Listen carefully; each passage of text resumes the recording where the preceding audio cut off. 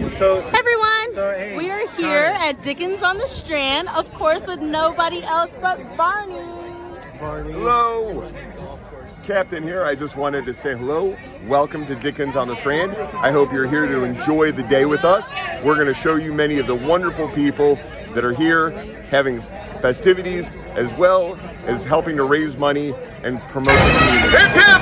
Huzzah! Hip hip! Huzzah! Hip hip! Huzzah!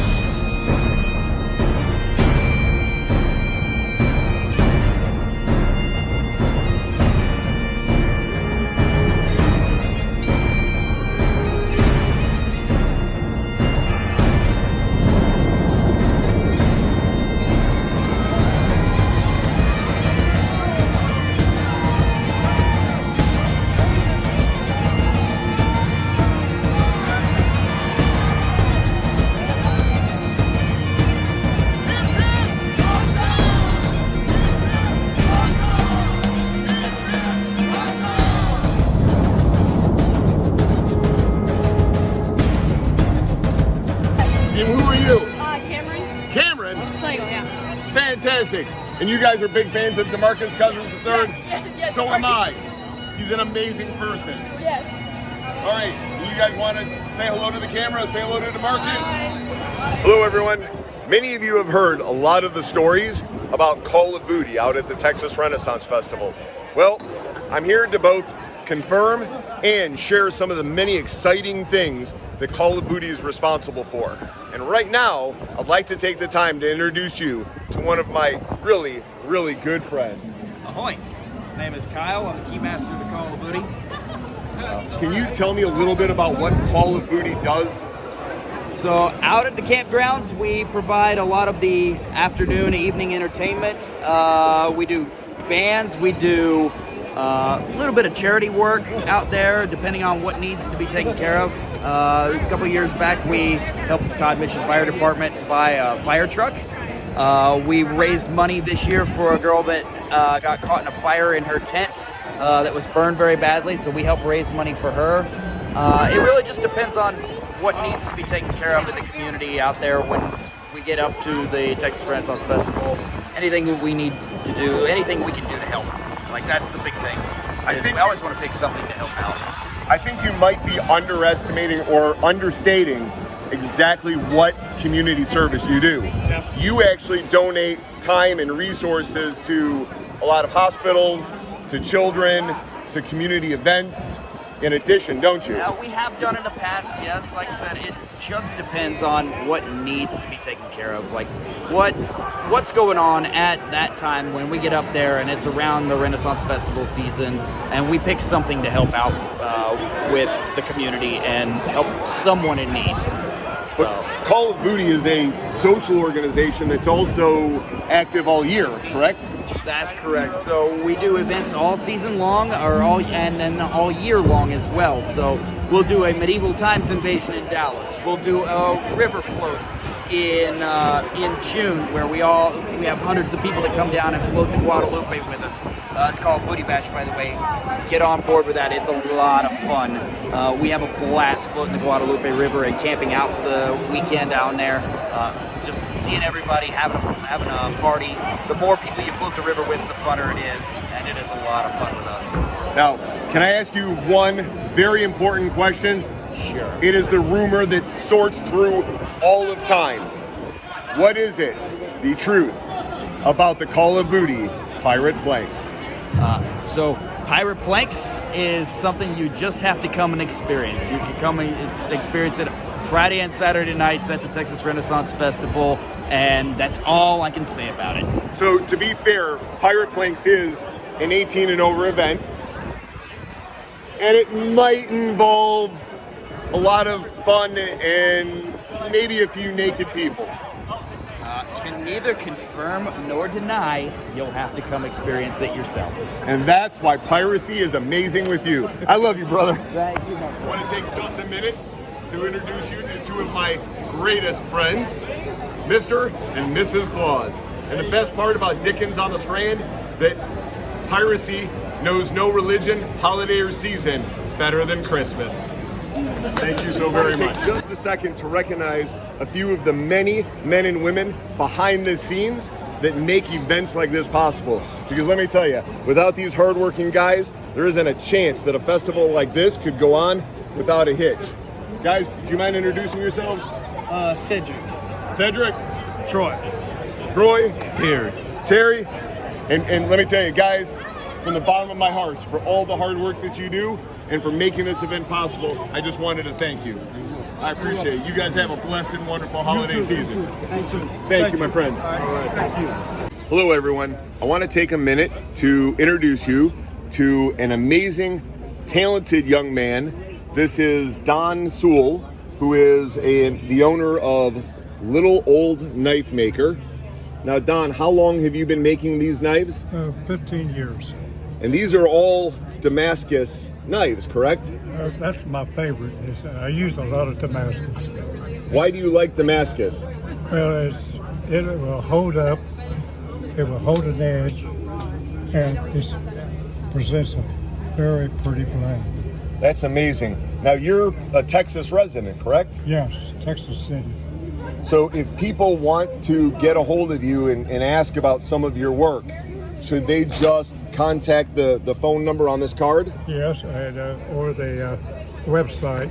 All right. I have a website. It's Now, Don, I'm going to ask the one question I know I should never ask. How young are you? I'm almost 90. Almost 90. Yes. Geez, God bless you, brother. And you live in assisted living, correct? Yes. And you're still hand making knives. Yes, every day. I've got to have the honor of shaking your hand. You're a veteran, you said? Yes, I served 4 years during the Korean War. Oh my God! Wow, I can't imagine what you saw. It's I was thinking the other day when I was at my son at the Veterans Hospital, that all these old guys, I thought, they're World War II veterans. And I got thinking, no, the Korean veterans, we're old too. Wow. But I enjoyed it. I was glad to serve. Well, for everything that you've done and for everything that you've been through, thank you. Well, thank you.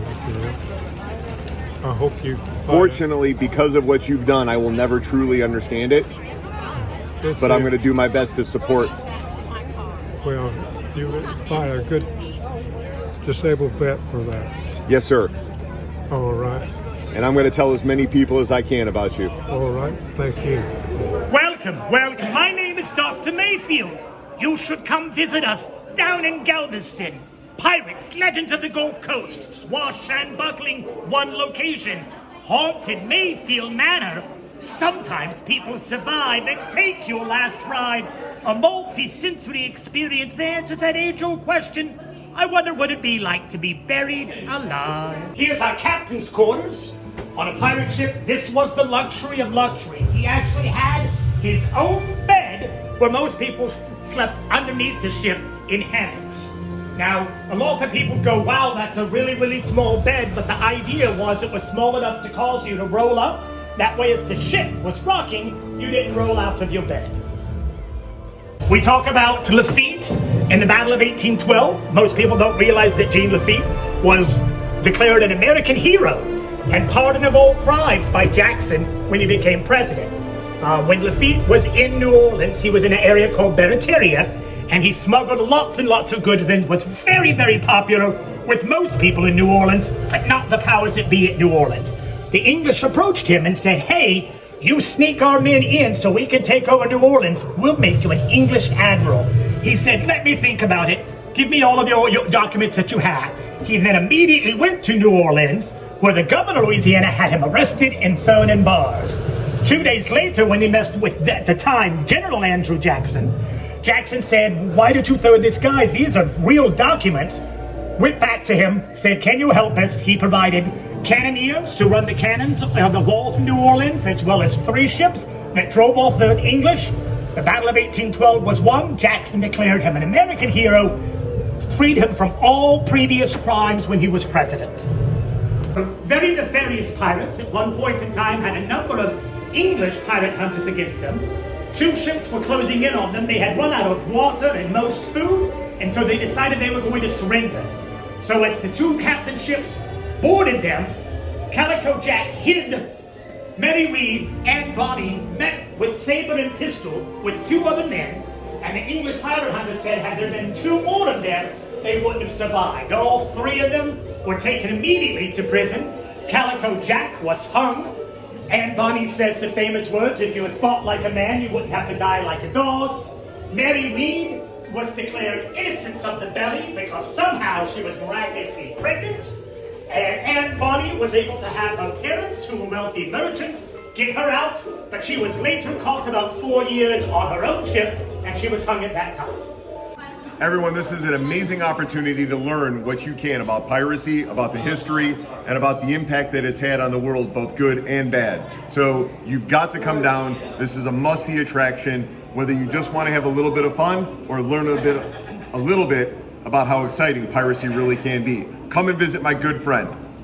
It's unusual because pirates and ghosts don't get along. We don't like to share booze. Well, you can start to see that the sun is beginning to set. The streets are becoming more and more filled. The shops are bustling and everybody is having a great time. Galveston is an amazing place to come, express your inner pirate, have a lot of great food, start to see a lot of amazing vendors, and actually make a few really good friends, even if they're not pirates. Everyone, I'm with a good friend of mine that you have got to meet. This is an amazing individual who's doing amazing work here at Dickens on the Strand. Right now, we're here at Pecans by Karen. Tell us a little bit about what you do here. Well, we sell pecans, and we sell them in various ways. They're sugar-free and regular sugar. But the important thing is that 10% of our profits go to help fight human trafficking. And that's really important to us. We sort of end our presentation on that because that's important. My wife actually volunteers for Unbound, which is the local chapter of a group that helps people who are involved in human trafficking, tries to help prevent human trafficking. And unrelated to Pecans by Karen, I've learned from my friend Captain Barney, that he's involved with veterans on the medicine side. I'm also helping at a place called Camp Hope, which is involved in their when they're coming back from active combat, their addictions or their needs, their moral injuries that they need to have some care for. So that happens at Camp Hope, and they do a lot of 12-step work, and it's a beautiful thing to see happen. And they work in collaboration with lots of things in Houston, lots of great things going on to support combat veterans. Folks, a lot of my medical background and training is working with addiction as well as working with people that have, emotional needs and dual diagnosis. And I will tell you that addiction is an ongoing struggle. It's a struggle that people do not overcome typically the first time, most of the time, not even the second or the third time. But they need ongoing support, they need ongoing love. And the veterans that are coming home that are struggling with PTSD, anxiety, depression, pain issues are going through an immense toll that nobody can truly understand. And it's places like Camp Hope and places like this man that make a tremendous difference. And I cannot say thank you enough and wish you all of the love and blessings in the world, brother. Thank you, Captain. I appreciate it. Thank you. Everyone, I hope you enjoyed our time at Dickens on the Strand. It was an amazing day. We met a lot of wonderful people. We saw some amazing fans. I hope you have a better idea of some of the amazing people that come out and craft and create some of the beautiful artwork that you saw, as well as had a little bit of fun and enjoyed just a little bit of piracy and saw some of the terrific history that this town has to offer. Right now, I'm joined with the Polyphonics, one of the amazing singing groups that is here. And before we leave, I am going to ask them to sing an amazing pirate shanty. To those of you that we had the opportunity to see today, thank you for coming out and sharing your love. For those of you that we haven't seen, I look forward to next time. Folks, please take care of yourselves and each other. Polyphonics, if you would.